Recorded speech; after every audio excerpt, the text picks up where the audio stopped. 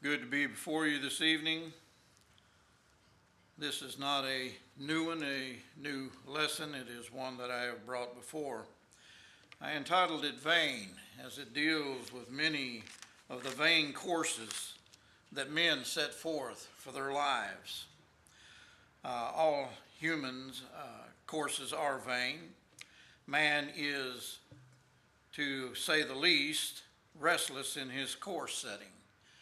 If we don't set our course in accordance with the Bible, it is vain. There is a way which there is a way which seemeth right unto a man, but the end thereof, the ways of death. Proverbs 14:12. Men devise many ways or courses, but only one is correct, and it is the divine course. Very few will take hold of this. We are told about the broad and the narrow path, and the majority will take the broad. Man thinks himself to be so wise, so prudent in his ways.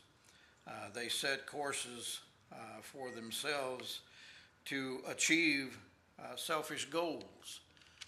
Men, if you live very long, you will run across those who will focus upon their money.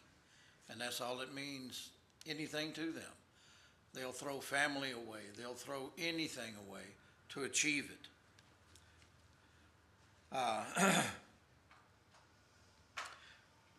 And they will devote the whole of their lives to that end. These courses matter not to them the shame that is caused with it, nor the end result of it. Romans 6:23 states, "What fruit have ye then in those things whereof ye are ashamed? For the end of those things is death. Man does not heed the warnings. He will ignore them at every turn as a whole. We tend to downplay the negative. Humbleness is a rare thing today. It is getting even harder to find a humble individual.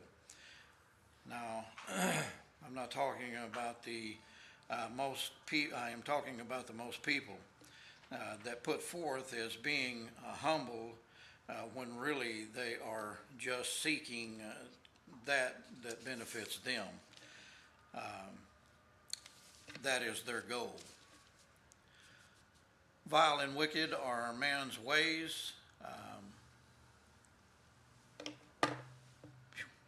Vile and wicked is man's ways. He knows not what he does. It is not in him to direct his own steps. How many times have we been told when we were younger, you had better set your goals. You better find out what it takes to get to those goals. And it's fine to set goals. It's fine to achieve, but not at the expense of your soul. Not at the expense of throwing the gospel aside, throwing it away, or taking it. And there are many who know the Bible.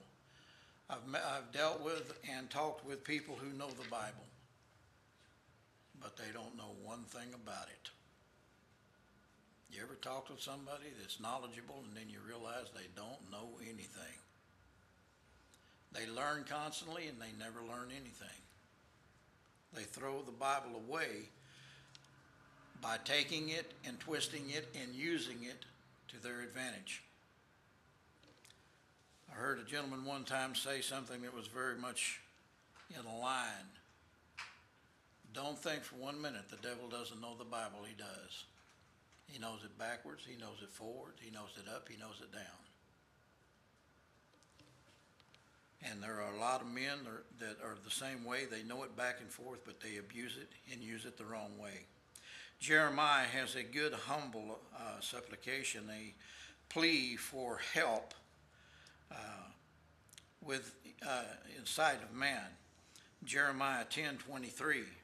O Lord, I know that the way of man is not in himself.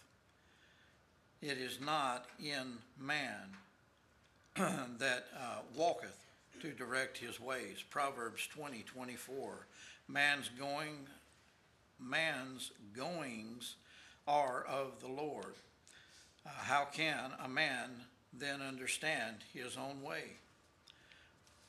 Men seek and try to grasp an illusion, a fantasy. A hollow and empty goal is cold, and lives are destroyed because of this course which is out of God's way. Sin does look tempting, and men do travel after it, but it, again, is not in man to direct his own steps. If it were so, then there would not have been a need for Christ to come. Man's true course is a simple one, but due to the stubbornness, the unwillingness to submit his will to the Creator, his end is destruction and death. Ecclesiastes 12:13, let us hear the conclusion of the whole matter.